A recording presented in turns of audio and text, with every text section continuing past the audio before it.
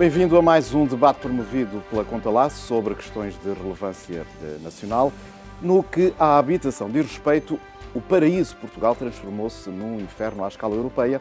O crescimento dos preços da habitação foi mais do que o dobro da média da OCDE.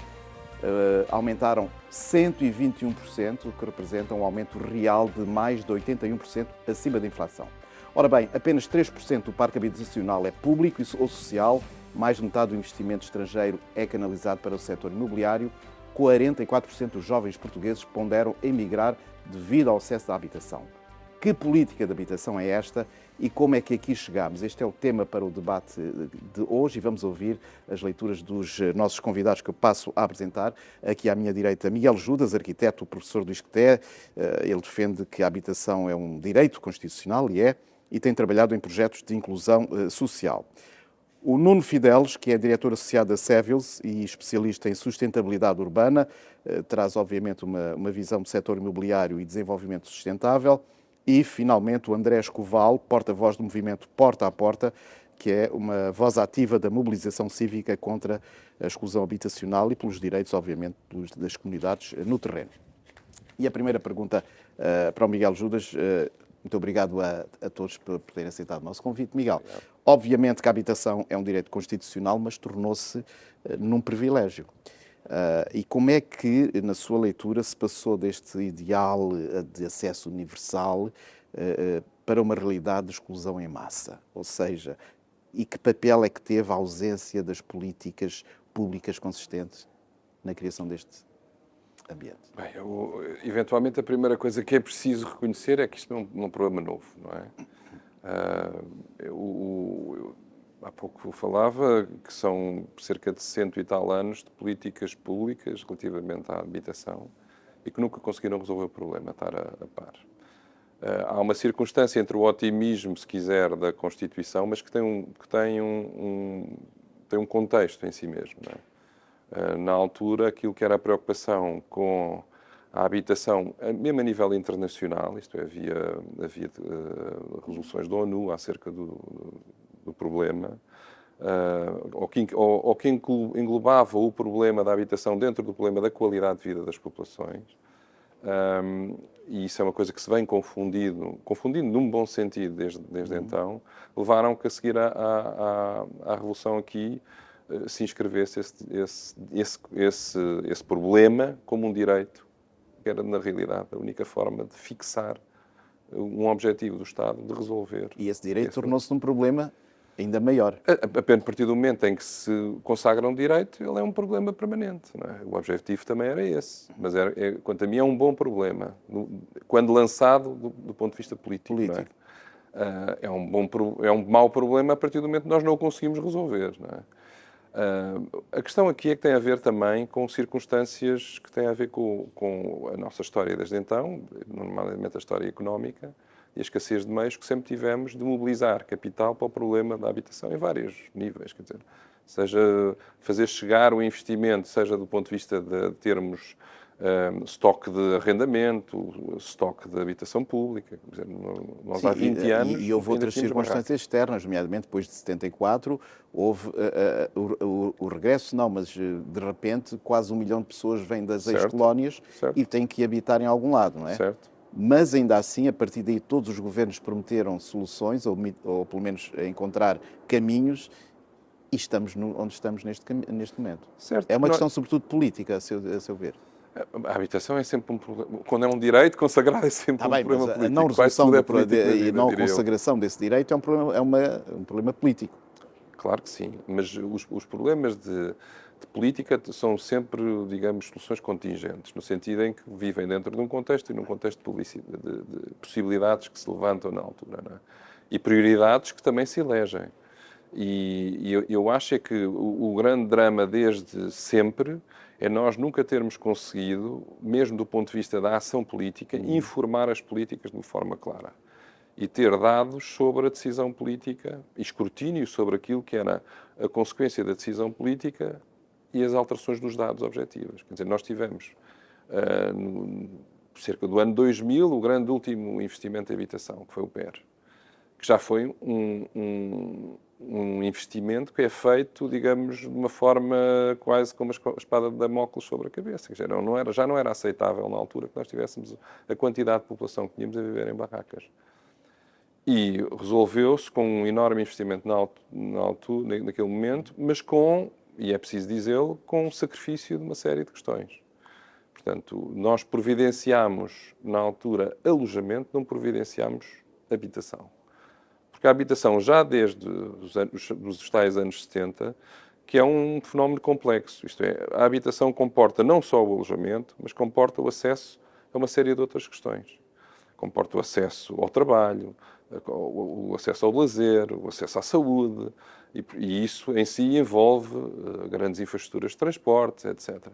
E esse fenómeno complexo, que a certa altura se chamava o habitat, de um ponto de vista, digamos, mais abrangente de ocupação do território e do domínio, da humanização do território, levou-nos a nunca chegar aí, esse patamar, não é? Esse patamar de equilíbrio com a paisagem, de boa utilização da paisagem. Daí, é? E olha só, à volta Exato. dos grandes centros urbanos, vê-se autênticos galinheiros, digamos, isto é uma imagem propositadamente infeliz, porque é de facto muito sem qualquer planeamento urbanístico, mas era preciso alojar as pessoas. É isso que me está a referir. Nuno Fidelis, o setor imobiliário representa hoje mais de 11% do PIB. Que desequilíbrios é que foram criados com esta transformação da habitação em ativo financeiro? Antes de mais, obrigado. Eu, acima de tudo, creio que isto tudo vem e falámos aqui já de algumas das causas. Há um investimento realmente maior em construir, mas de alguma forma tudo muito mal planeado e com poucas ferramentas de planeamento que permitissem de alguma forma construir de uma forma como deve ser. E é muito fácil hoje, se calhar, construir um edifício, mas se não criarmos as tais infraestruturas necessárias para que haja claramente toda uma resposta ao tal habitat que o arquiteto Miguel Judas aqui falava, torna-se de um problema. E vai se tornar um problema porque não importa só construir, se calhar construir hoje não é o mais fácil, mas se calhar é o dos menores problemas. A questão é realmente construir com pés e cabeça. Quando olhamos ao imobiliário, obviamente durante muitos anos, e hoje vamos tendo ciclos de retorno no imobiliário e no investimento, hoje onde se investe mais é na construção de áreas logísticas, por exemplo, ou até há poucos anos atrás eram escritórios. Portanto, vai havendo aqui ciclos conforme as necessidades que o mercado vai procurando. A habitação é uma coisa contínua, mas não é uma coisa que depois vá tendo aqui um grande retorno a determinada altura, tendo em conta as áreas em que se pode construir ou como se pode construir. E muitas das vezes passa pelo tempo também do próprio planeamento, do licenciamento, da aprovação Claro, isso dos são projetos. os problemas estruturais que vamos abordar também um pouco mais à frente neste debate. E nesse sentido, eu diria que para quem investe, é muito onde é o dinheiro mais rápido. O retorno mais rápido. O retorno mais rápido. E nesse sentido, muitas das vezes, porque não há aqui um apoio, não há uma política a dizer, ok, vamos então tirar aqui, por exemplo, em termos de IVA, os 23% que percorrem, à exceção das áreas ARU, as áreas de reabilitação urbana, o peso deste encargo financeiro para conseguir construir mais barato. Vai-se realmente onde pode-se ter um retorno mais rápido para quem investe, porque estar à espera de 2 anos de um licenciamento Inviabiliza qualquer investimento. Muito bem. André Escoval, o movimento Porta a Porta tem estado, obviamente, na linha da frente da contestação social. Quais são os testemunhos mais frequentes que recolhem da comunidade? Ou seja, como é que se manifesta no terreno este colapso do modelo da habitação atual? Bom, antes de mais, obrigado por o convite para aqui estarmos. Os relatos que nos vão chegando são de vária ordem. Podemos dizer que hoje temos um problema transversal à nossa sociedade e não há família hoje em dia que não encontre no seu seio sobre as mais variadas formas, manifestações do problema da habitação, seja pelo encargo elevado, seja pela manutenção dos filhos em casa, seja pelas dificuldades na autonomização. Isto é um problema generalizado que encontramos em toda a sociedade e já em todo o território nacional. O problema da habitação deixou de ser uma coisa concentrada nas grandes cidades, no litoral do país, até mesmo no interior, começamos a encontrar muitos problemas desta ordem. Depois, agregado a isto, estamos a encontrar aquilo que são fenómenos, não serão novos fenómenos, porque, como já aqui dissemos, o problema da habitação tem tido vários ciclos no nosso país e estamos agora a recuperar problemas que já tivemos anteriormente e que, de alguma forma, conseguimos colmatar. Mal ou bem podemos fazer essa discussão, mas, de alguma forma, conseguimos minimizá-los bastante e hoje voltamos a tê-los. A sobrelotação das casas e a insalubridade das mesmas é um problema de fundo. Aliás, os censos de 2021 demonstram isso. O último estudo da Fundação Francisco Manuel dos Santos sobre a precariedade habitacional também demonstra isso. Depois, por outro lado, o arrendamento ilegal é outra das realidades muito presentes no nosso país e que também muito está a contribuir para a onda inflacionista que temos neste domínio atualmente. Por outro lado, a autoconstrução e a autoconstrução extremamente precária, extremamente desorganizada, extremamente insalubre, é ainda assim um recurso que os trabalhadores estão a encontrar para terem um mínimo de acesso a um teto, a um alojamento. Portanto, são tudo fenómenos que se começam a desenvolver fruto destes dois domínios que também já abordámos aqui neste início de debate. Em primeiro lugar, termos um direito consagrado na Constituição que não é cumprido e insistentemente incumprido pelos sucessivos governos, e isso é fruto de políticas e de opções, e precisamos dizer isso mesmo. Não é a inscrição deste direito na Constituição que está mal, é continuamente o seu incumprimento por parte dos governos. E depois uma segunda lógica, que é a lógica mais imediata, que é olharmos para a habitação não pela sua função social que ela deve comportar até no espírito da Constituição, mas como um ativo financeiro e um elemento de especulação e de criação de mais-valia. Ora, estes dois elementos levam-nos a estes fenómenos que relatamos e que nos trazem a esta premência, a esta objetividade do problema com que vivemos e que precisamos corrigir. Ora bem, olhemos agora para questões de políticas e responsabilidades. O Governo promete construir 59 mil casas até 2030. No entanto, em 2024, apenas 12 fogos públicos foram construídos. Miguel Judas, o que é que explica este desfazamento entre o plano e a prática, entre o que se diz e o que se faz? Isto é só uma incapacidade política, técnica, ou é falta de vontade? Bem, vai ter que...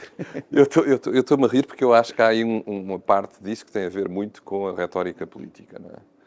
Isto é, nós já estamos atrasados relativamente às metas que tínhamos posto para o PRR, que inicialmente eram 26 mil fogos, mais coisa, menos coisa, depois evoluíram com alguns contratos com autarquias para um pouco mais do que isso, chegou perto dos 30 mil, salvo 36 mil. Passar para 59 eu acho que é um exercício puramente discursivo, quer dizer, nós não temos capacidade para fazer. Temos que enfrentar a questão como ela é, nós não temos capacidade prática para fazer. Porque há aqui quando diz capacidade prática, estamos a falar de capacidade instalada, nomeadamente de construir matérias-primas, mão de obra e adjudicação. E planeamento, quer dizer, tudo isto é um processo... Portanto, quer dizer que quando se promete 59 mil casas até 2030 é apenas discurso político e propagandístico? Sim, porque para isso tínhamos também que inventar agora que a iniciativa privada ia descobrir uma capacidade... Há aqui uma coisa, Paulo, deixa-me só voltar atrás. O problema da habitação tem a ver... tem, digamos, duas faces, se quisermos. Tem mais, mas para simplificar. Tem uma face que é a face de providenciar o alojamento, não é? E depois tem uma face que nós, quanto a mim, fizemos um percurso notável de evolução, apesar de tudo, enquanto país, que é a da ocupação progressivamente mais responsável da paisagem. No sentido de construirmos melhor, em melhores sítios, etc. Temos muito a fazer, houve muitos erros a fazer, mas houve uma evolução mesmo do ponto de vista legislativo nesse sentido. Fase, sim. Ora, Estas duas faces muitas vezes estão em conflito. O PER é um bom exemplo disso. Isto é, eu providenciei imenso alojamento. E, na maior parte dos casos, não providenciei bom alojamento nem boa habitação. Pronto. Isto, claro, que tem este conflito latente e permanente. Depois, temos a capacidade instalada de produzir e de levar a cabo. Mesmo aquilo que podiam ser evoluções tecnológicas da construção, etc., tudo isso leva tempo a montar. Se você quiser, para dar um exemplo, você quer ter uma indústria naval, precisa de soldadores, de operários, digamos, estaleiros, etc. Para formar uma pessoa demora não sei quanto tempo. Portanto, das duas, uma, ou nós adotamos, e quanto a mim, se calhar é o que vamos ter que fazer, mais uma vez, porque tem sido a nossa história, uma espécie de política de guerra. Isto é, vamos montar uma estrutura económica para fazer uma espécie de guerra à precariedade na habitação. Porque este é um problema de precariedade de habitação em precariedade de vida. Isto tem consequências transversais. Nós falamos da baixa da natalidade. Nenhum casal jovem que não tem acesso à habitação consegue ter filhos, muito menos. Quer dizer, portanto, isto digamos, é uma convulsão social que se está a montar a grande velocidade. E que está a alimentar uma série de outros fenómenos que nós estamos a assistir hoje, que é a questão do antagonismo perante a imigração, etc. Não é? Portanto, mas acha, portanto, que não há capacidade instalada para este tipo de construção? Porque nós saímos de uma crise em que boa parte do setor da construção foi demolido. Portanto, nós passámos de ter um setor da construção que diretamente ocupava 2, 3% do PIB, mas depois, em termos de relação com as indústrias que abasteciam, chegava a cerca de 17%, isto é, quase um quinto da economia, era construir. E que teve muito a ver com esse fenómeno digamos, de êxodo e de transformação das populações e de concentração urbana, para de repente ter zero. As pessoas foram-se embora. Foram trabalhar para outros sítios, etc. Ou abandonaram, ou reformaram-se. Quer dizer, hoje, para montar uma indústria de construção, você tem que outra vez remontar os processos. Isso demora décadas, não demora meses. Eu não diria que demora décadas, mas não demora meses, nem um ano, nem dois. Nuno, os programas como os vistos gold, o regime fiscal para residentes não habituais aumentaram a procura de uma forma, a procura externa e empurraram, obviamente, os preços muito lá para cima na construção, sem beneficiar a população local. Parece que estamos de acordo quanto a isso. Com a retirada dos vistos gold, o fim de alguns incentivos, o setor imobiliário acha que enfrenta uma transição, ou seja, como é que vê o futuro do investimento na habitação em Portugal e que recomendações faria, tendo este pano de fundo, ao Governo? Bom, eu vejo de uma maneira um pouco... Acima de tudo, eu julgo que é importante olharmos neste sentido. Lá fora já existem soluções interessantes de construção para arrendamento, de affordable housing, com apoios do Governo, com apoios de privados, e constrói-se muito privado neste sentido. Portanto, eu julgo que podemos, de alguma forma, trabalhar com soluções que já existem e transportá-las para o país. Não podemos estar aqui a fazer comparações, mas de alguma forma os problemas que hoje temos aqui são problemas que se sentem lá fora também. Ainda há dias estava num encontro com colegas europeus e este é um tema que neste momento é na República Checa, é na Inglaterra, é em França. Portanto, isto ocorre em todo lado, não é só um problema nosso. As cidades hoje comportam cerca de 55% da população mundial e vai continuar a crescer. Os fluxos migratórios para a cidade vão continuar a crescer e vamos ter 70% em 2050 da população, está estimado, em grandes cidades. E, portanto, nós vamos ter que, de alguma forma, planear. Se criarmos aqui, de alguma forma, incentivos a quem constrói, obviamente, ninguém vai construir para perder dinheiro. Também sejamos aqui... Mas quando falamos em sustentabilidade, também falamos do lado económico, falamos do lado social, e aqui é muito importante, falamos do lado ambiental. Mas a sustentabilidade económica, se calhar, precisa de incentivos fiscais que não existem, não é? E eles não existem. Nenhum empreiteiro aceita fazer um bairro social que seja, se souber que vai perder dinheiro com a obra, não é? Exatamente. E vai ter que pagar os 23%. eu se calhar posso conseguir os vistos gold se dizer, não é comprando edifícios de luxo ou construindo de luxo, mas vamos construir build to rent. Mas acha que o anunciado fim dos vistos gold pode ajudar a dar uma forma a política de habitação, ou a libertar verbas? Eu não ou gosto não tem muito... nada a ver uma Mas coisa não há com a outra? fim. Não há nenhum fim anunciado. Não há nenhum fim. Mas há uma tendência de um maior controle. Eu gostava era que se mudasse, é assim, se construirmos... Eu não me importo de aliciar o privado ou o investimento de fora através de um visto ou de uma outra coisa qualquer, com um apoio financeiro, mas que se apoie, então, naquilo que é necessário urgente ter, que é a habitação. De uma forma planeada e estruturada, não é só construir, porque senão vamos ter cidades que vão ser guetos. E a história tem-nos contado que isto ciclicamente acontece. Agora, pode-se construir, pode-se criar programas para arrendamentos, para arrendamentos mais económicos. Podemos construir de uma forma sustentável, mais barato, e construir planeado e ter incentivos para este tipo de construção com taxas nulas, com licenciamentos mais rápidos. Podemos encontrar aqui soluções que tornem atrativo para quem investir neste tipo de soluções. Elas existem, pode-se pôr a academia a pensar, nós temos seres brilhantes em Portugal, nós temos arquitetos brilhantes em Portugal, urbanistas Mas a questão da habitação, penso, não é técnica. A crise da habitação tem a ver com a técnica da habitação, tem a ver mais com as políticas de habitação, não é? Até meados dos anos 80, não é por 90... falta de arquitetos ou empreiteiros? Não, arquitetos há muitos. Nós somos o segundo país da Europa com mais número de arquitetos per capita. Curioso esse dado, não tinha conhecimento. Primeiro é a Itália, depois somos nós. Portanto, nós temos o know-how. A arquitetura foi sempre um menino pobre em Portugal. Até meados dos anos 80, edifícios construídos por arquitetos ou pensados por arquitetos era 20% de tudo. Portanto, nós temos dois prémios Pritzker em Portugal, sobre a arquitetura, sobre a habitação, que era o arquiteto Nuno Portas, em que nos anos 70 pensaram nisto à séria. Só que depois, politicamente, não se evolui.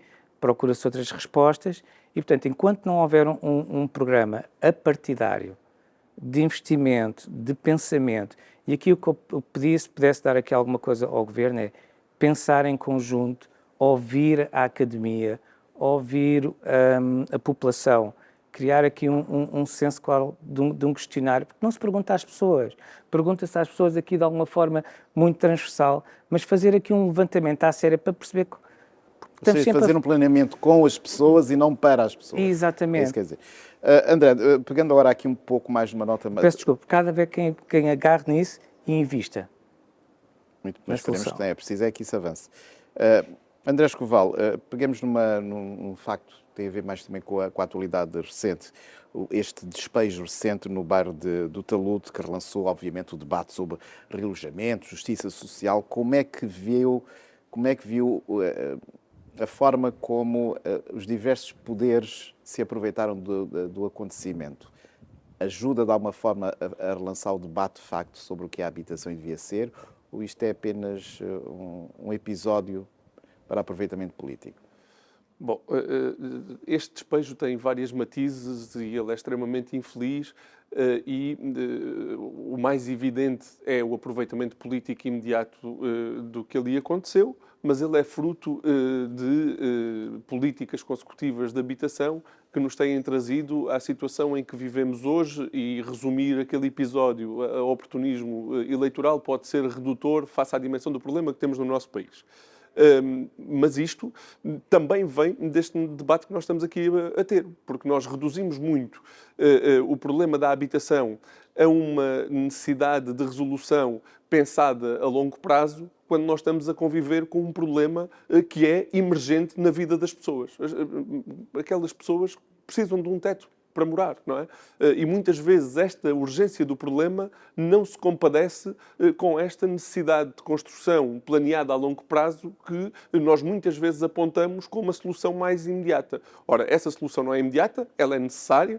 O porta a porta não põe de parte a necessidade de nova construção no país. Essa nova construção precisa de existir, desde logo o aumento do parque público de habitação. Nós não podemos continuar a ter um dos menores parques públicos de habitação ao nível da União Europeia e da OCDE. 2% de parque público de habitação é extremamente insuficiente para a nossa realidade e isso tem que aumentar. Eu penso que já está nos 3%. Com esta nova leva de casas, aproxima-se disso, ainda não chegou lá, aproxima-se disso, mas ainda assim, mesmo esses 3%, face à média europeia, que se situa nos 12%, 13%, é muito, muito, muito inferior e aí é preciso um investimento de facto. Contudo, nós temos que falar de uma outra realidade. Não é? Os censos de 2021 diziam-nos objetivamente que nós tínhamos 723 mil casas no nosso país, vazias. Ora, nós não temos um problema de falta de oferta de alojamento no nosso país. Nós estamos com um problema de acessibilidade às casas que estão construídas e vazias no nosso território. Dessas 723 mil casas no nosso país vazias, cerca de 300 mil estavam no mercado, efetivamente, sem nunca serem ocupadas. Ora, há aqui um problema de financiarização da habitação, onde os salários praticados no país não correspondem ao valor dos imóveis que são praticados e aqueles que precisam de facto de casa para viver não estão a conseguir aceder à mesma. E aí nós temos que encarar... Alterar isso pode implicar obrigar os senhorios a alugarem a casa quando eles podem não querer. E isso pode não ser fácil de gerir, não é? Nós temos que compatibilizar o direito à habitação e a função social da habitação com o direito à propriedade. Claro. E a nossa Constituição atravessa várias camadas, mas mesmo a nossa Constituição, desse ponto de vista, ela não é inócua, não é? Coloca o direito à habitação antes do direito à propriedade e ela própria fez uma escolha programática na forma como os constituintes originais a conceberam. E nós precisamos mesmo trazer essa realidade para a ordem do dia. Até porque nós temos aqui dois problemas. Nós temos tido muito políticas do Estado de incentivo pela via fiscal e nós temos visto que estas políticas do Estado de incentivo pela via fiscal têm feito acelerar os preços e a acumulação de lucros. Reparemos agora com a isenção do imposto selo, do IMT, até a própria garantia pública à aquisição, levou-nos a termos no primeiro trimestre deste ano o maior aumento dos preços de que temos registro. Não é?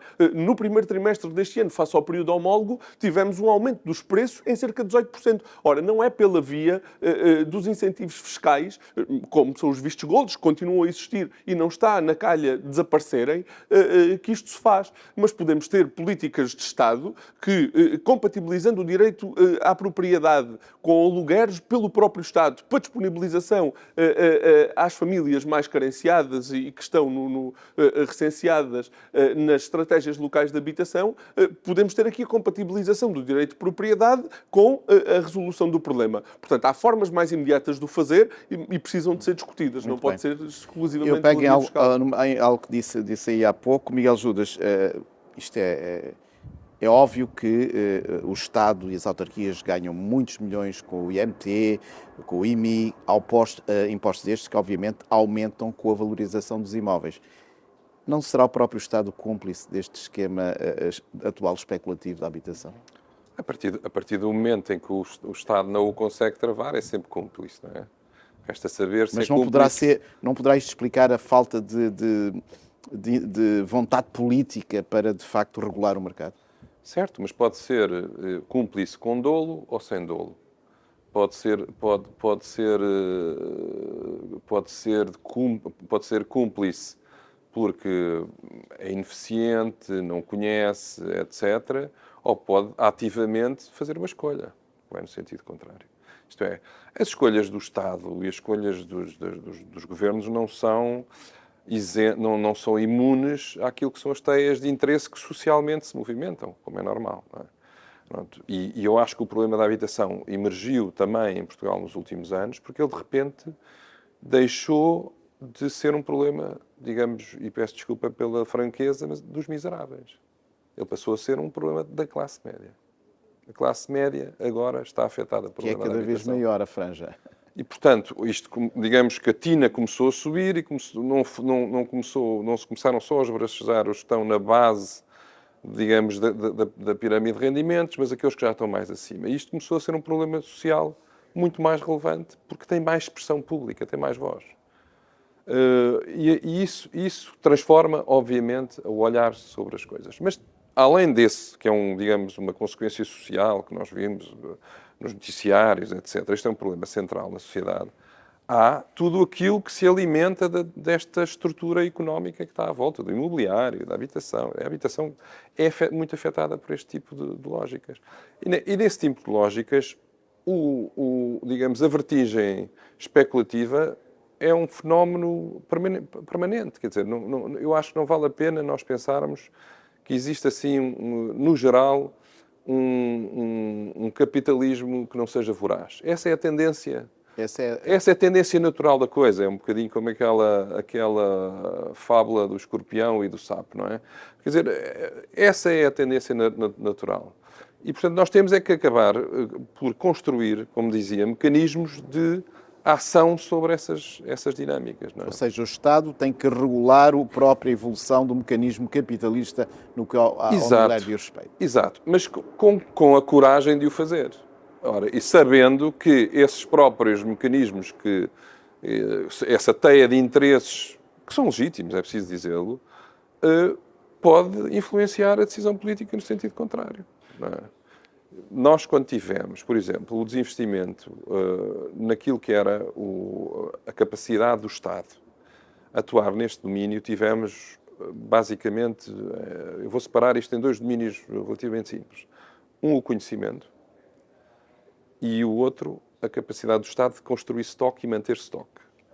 Nós tivemos uma política ativa nos anos 80 que foi, primeiro, desmontar aquilo que era a infraestrutura do Estado, que já estava pouco operativa, é preciso reconhecê-lo, que era o Fundo de Fomento à Habitação, e desmontar e criar o IGAP, que era uma estrutura que tinha como objetivo gerir e alienar. A palavra alienar é importante. Para esvaziar, para transmitir, na realidade, este problema do Estado Central para as autarquias, que foi o que foi feito com o PER. O PER foi gerido pelas autarquias e o Estado Central financiou. Qual é o grande problema disto? Para já, as autarquias são muito diversas entre si. Uma coisa é você ter um problema de habitação em Lisboa, outra coisa é ter um problema de habitação em Freixo de Espada à Cinta. Em Lisboa, se calhar, tem 2.000 arquitetos disponíveis para pensar no assunto. Em Freixo de Espada à Cinta, se calhar, não tem nenhum. Esse é um problema. E depois, essa questão do Estado se alienar tem também o desmontar das estruturas de conhecimento. O Nuno falava do Nuno Portas, homólogo, há pouco. O Nuno Portas teve um papel fundamental no pensar da habitação em Portugal a partir do LNEC. Ele construiu uma estrutura no LNEC que era precisamente o núcleo primeiro de arquitetura, depois hoje foi reduzido a uma coisa chamada núcleo de edifícios, em que precisamente se pensava na produção de habitação e da consequência daquilo que era a produção de habitação.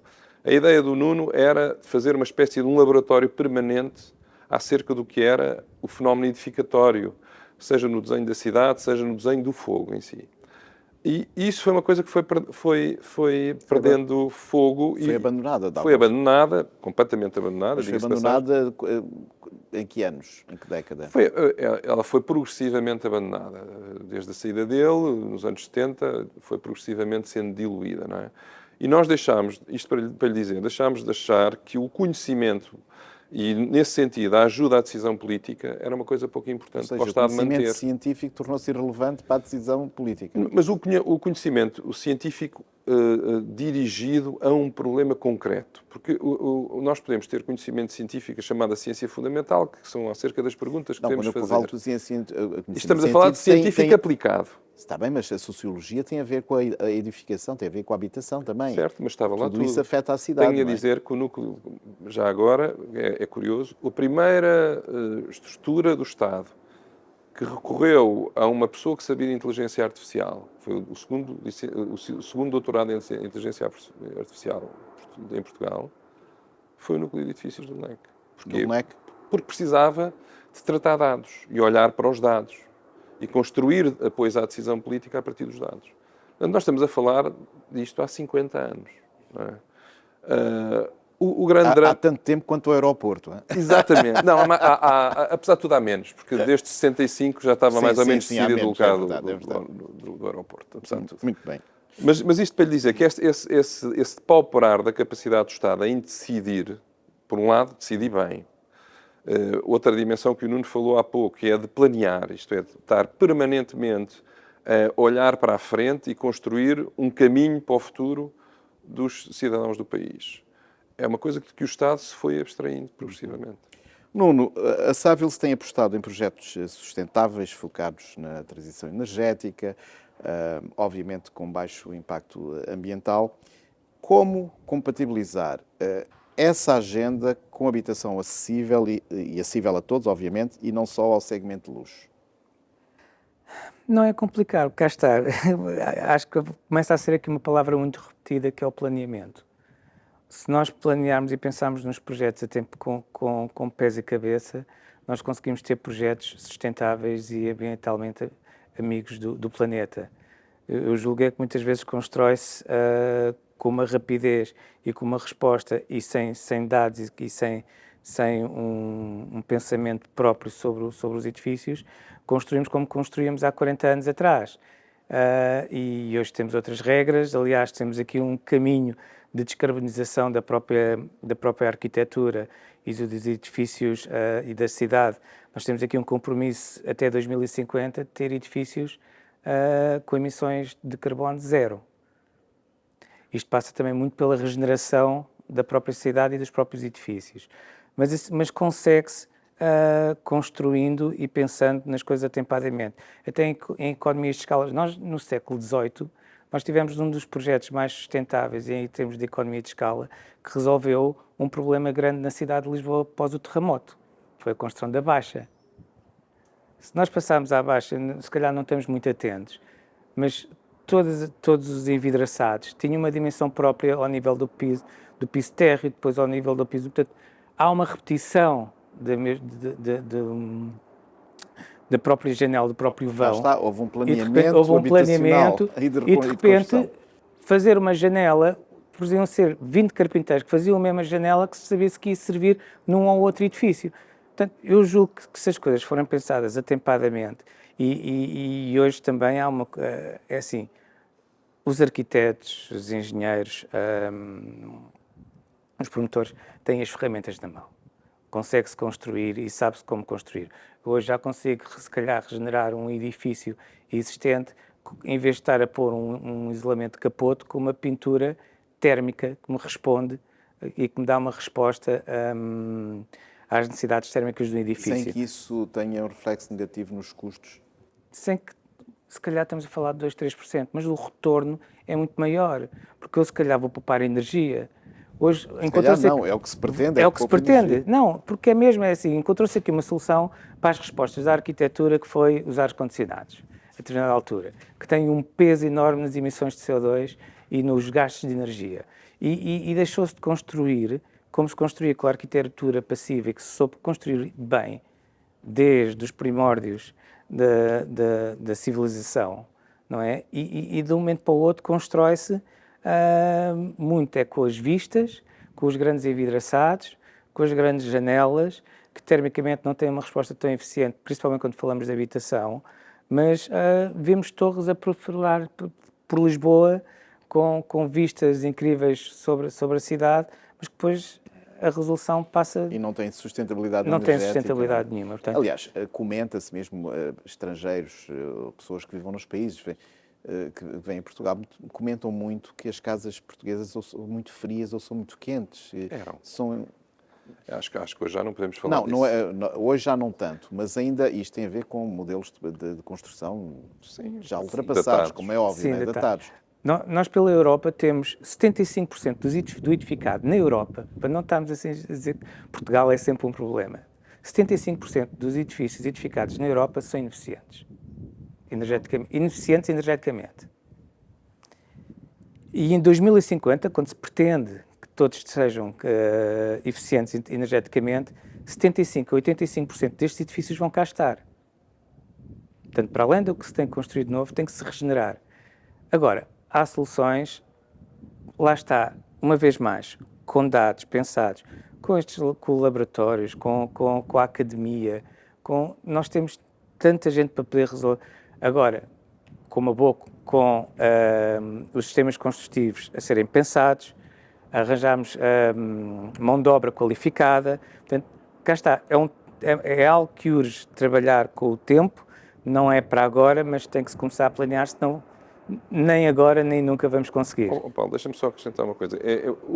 Nós hoje, por exemplo, na habitação a custos controlados, uma das exigências é termos um standard de rendimento térmico chamado NZEB mais 20, isto é, 20% mais eficiente que o nível, aquilo é um acrónimo do Near Zero Emission Building.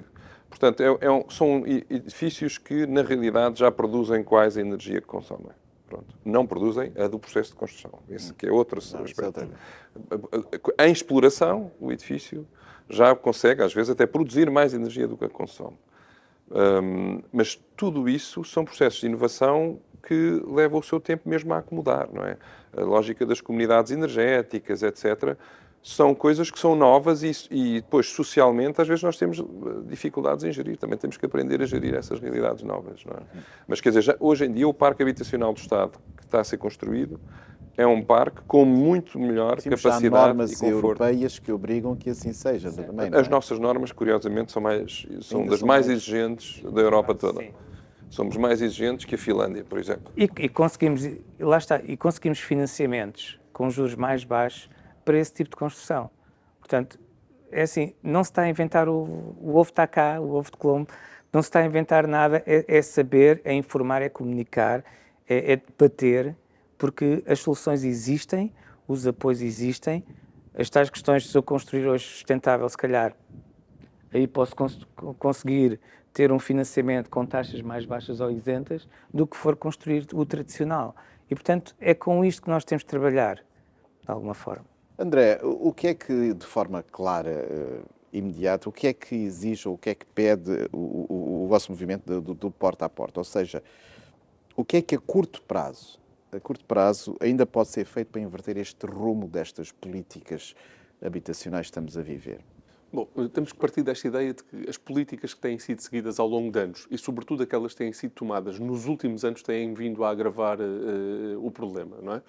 Como falávamos há pouco, os números demonstram isso mesmo, e o porta a porta não tem a opinião que isso sejam medidas que saíram ao contrário daquilo que era expectável, não é? Ora, nós com taxas de juro altas, como estávamos a ver, com preços da habitação a subir, a isenção do IMT, a isenção do imposto de selo, a própria garantia pública, já iria ela própria ser usada por um setor que, à partida, teria rendimento já para aceder ao mercado. Ou seja, isto não veio facilitar a entrada de novos públicos. Só quem já tinha capitais próprios, só quem já tinha alguma disponibilidade financeira é que conseguiu aceder a estas medidas que o Governo tomou. Portanto, o Governo não tomou medidas inócuas, sabia a que camadas sociais se estava a dirigir e sabia o efeito que isso ia produzir. O que nós exigimos na atualidade, e foi isso que pusemos na ordem do dia com o caderno reivindicativo de emergência que aprovámos para a habitação, é a necessidade de os governos inverterem o sentido político que têm tido até aqui. Nós entendemos que é necessário regular o preço do arrendamento no nosso país. E isto não, nós falamos disto no nosso país e parece que estamos quase a cometer uma heresia. Nós, se olharmos para outras cidades europeias, vamos encontrar várias políticas de regulação do preço do arrendamento e até várias gerações dessas mesmas políticas que ao longo dos tempos foram evoluindo e não causaram estes problemas que a gente diz sempre que vão causar, nomeadamente a falta de confiança dos investidores, os proprietários retirarem os imóveis do mercado. Isso não é assim. Há vários exemplos à escala europeia que demonstram que não é assim. Esta é uma parte do problema e o Governo tem que intervir na regulação destes preços. Nós podíamos chegar ao caricato de todos os patrões no nosso país concediam aos sindicatos os aumentos salariais que eles estão a exigir hoje. E nós continuávamos a ter o problema da habitação, porque esses aumentos salariais não iriam ser suficientes para compatibilizar os rendimentos com os valores que se estão a praticar no mercado hoje. Portanto, não há outra solução que não a regulação para fazer descer os preços do arrendamento. Isto no mercado do arrendamento. Ainda no mercado do arrendamento nós estamos com um outro problema muito sério e esse então precisava de ser resolvido desde já e mais uma vez com uma medida que não custa dinheiro ao Governo, à semelhança da primeira que apresentei, que é o aumento da duração dos contratos de arrendamento. As famílias hoje não têm só um problema de pagar a renda ao fim do mês. Hoje as famílias, quando conseguem um contrato de arrendamento, estão automaticamente com um segundo problema para lá do pagamento, que é pensarem ao fim de 12 meses ou menos qual é a próxima casa que vão encontrar, porque nós hoje estamos a praticar contratos de arrendamento que duram 12 meses ou menos. Isto é a esmagadora maioria dos contratos que se estão a celebrar. Ora, é preciso voltar a aumentar a duração dos contratos. E o Porta a Porta exige que esses contratos tenham uma duração mínima de 10 anos. Mas os vossos contactos e a vossa pressão que têm feito a nível de órgãos políticos, qual tem sido o feedback a essas propostas? Bom, aquilo que nós encontramos, tanto... As associações Nós reunimos com a Ministra da Habitação no governo de António Costa, já reunimos com a Secretária de Estado agora no governo de Montenegro, e lá está, encontramos sempre esta lógica de que é uma heresia estas propostas e que isto vai defraudar a confiança do investidor, vai defraudar a confiança do proprietário, e encontramos sempre governos muito mais preocupados com a lógica da acumulação financeira e do uso da casa como um interesse especulativo e não a compatibilização desse direito com a função social da habitação. E quando falam com associações de quem tem casas para alugar, qual é a reação deles a esses planos? É aquela que temos visto, essencialmente... Mas o que é que eles alegam para não querer contratos mais a rentabilidade ser inferior àquela que têm na atualidade. E como isso vai produzir no imediato uma rentabilidade inferior àquela que se consegue alcançar neste momento, na ótica do proprietário, gera uma falta de confiança que o leva a retirar esse imóvel. Porquê? Porque, eventualmente, a seguir, o arrendamento deixa de ser tão atrativo, mas a venda continua a ter um retorno, portanto, muito mais imediato e avançado. Se eu julgo perceber bem das suas palavras, qualquer uma dessas soluções que vocês advogam, do outro lado, o argumento é isso que cria instabilidade. Exatamente. Não é? Aliás, temos visto as associações de proprietários, inclusive, a quererem a alteração da lei para os contratos que ainda estão abrangidos pela proteção do Estado, que são os contratos celebrados até 1990, que são das pessoas mais desprotegidas do nosso país, inclusive a requererem ao Governo que esses próprios contratos passem para o novo regime do arrendamento urbano, não é? O que demonstra da voracidade do mercado. Ora, não é possível e é preciso aqui o Governo que intervenha no sentido da Lei de Bases da Habitação e do espírito da Lei de Bases da Habitação, por um lado, e da própria Constituição. Por isso, estas duas medidas são essenciais, a par do aumento do parque público. São aquelas 3 grandes medidas que precisam de ser levadas a cabo. Depois, há uma outra grande responsabilidade do Governo nesta fase, que é o Governo não pode contribuir para o agravamento do problema. E há bocado falávamos da situação de Loures e o que assistimos de facto foi ao agravamento do problema por um lado, e cada vez que aceleramos os mecanismos de despejo sem salvaguarda de habitação para essas famílias, nós estamos de igual modo a acelerar o problema e a agravar o problema no nosso país. Portanto, nós precisávamos ter uma política de consumação dos despejos apenas quando há alternativa de habitação digna para aquela família. Isso é uma coisa óbvia, ou pelo menos seria uma coisa óbvia para qualquer governo, não é? Seria, não é? Na rua aliás, é legalmente imposta. É legalmente imposta. Aliás, a própria arquiteta Helena Roseta, agora a propósito dos despejos do talude, teve que vir relembrar que, aos olhos da própria Lei de Bases da Habitação, aquilo era impossível de acontecer naquela forma, não é?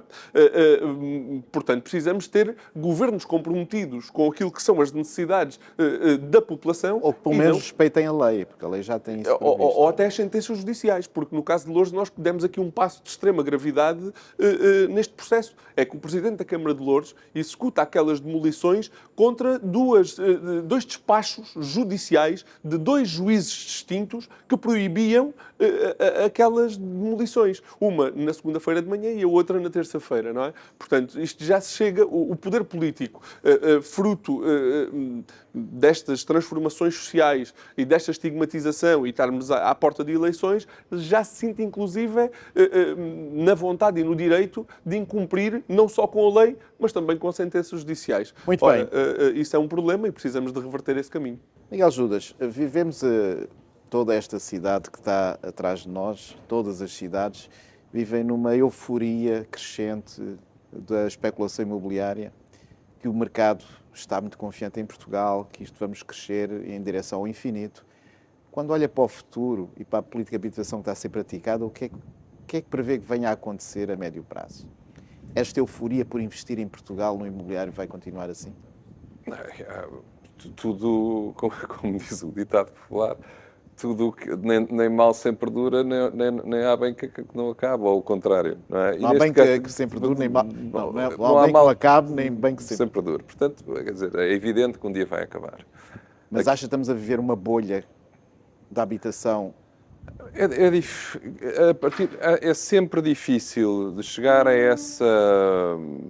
essa conclusão a partir do momento em que o mercado ainda vai tendo alguma dinâmica, não é? Portanto, o grande problema é que, quando digo dinâmica, no ponto de vista que vai executando coisas, não é? Sim. Portanto, a partir do momento em que existe só um crescimento do preço e o mercado não tem dinâmica, aí podemos falar de bolha. Nós já tivemos esses fenómenos aqui nos anos 90, por exemplo. Eu lembro-me nos anos 90 termos edifícios novos, fechados, anos 90, 2000, durante anos, sem ocupantes, e os preços a subirem à volta de 20% na zona. Porque depois há aqui um problema nesta questão que tem a ver com a distribuição territorial destes problemas. Eles não são iguais em todo o lado, não é? Não são iguais no bairro do Talude, não são iguais na Baixa Pombalina. O problema da habitação aí move-se em teias diferentes, não é? Eu acho que na questão do bairro do Talude é puramente uma questão de indecência, não é? Nós estamos, enquanto sociedade, a desistir de ser uma sociedade decente. E isso tem com todas as outras consequências que vêm atrás, não é? Agora, relativamente ao como vai ser o futuro do ponto de vista do mercado imobiliário, digamos, a escolha é saber se vamos aterrar ou se vamos cair. Pronto. Há uma vantagem que o mercado imobiliário tem, é que não vai para lado nenhum. Portanto, aquilo que se construir vai ficar cá.